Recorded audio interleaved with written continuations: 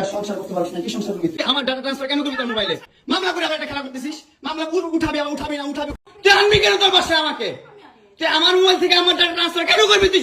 আপনারা এখন কি চিন্তা করতেছেন? মামুনের মোবাইল থেকে আবার লাইলা কি ট্রান্সফার করে ফেললো?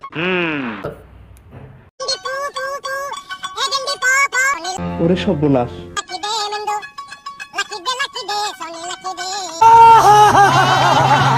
I don't care.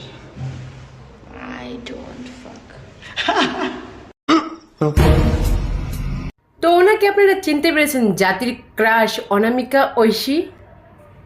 Anamika Oishi R Prince মামুনের ভিডিও যতগুলা আছে সবগুলা হচ্ছে লাইলা খালাম্মা নিজের পেজে হুশ করে পাবলিক করে দিয়েছে।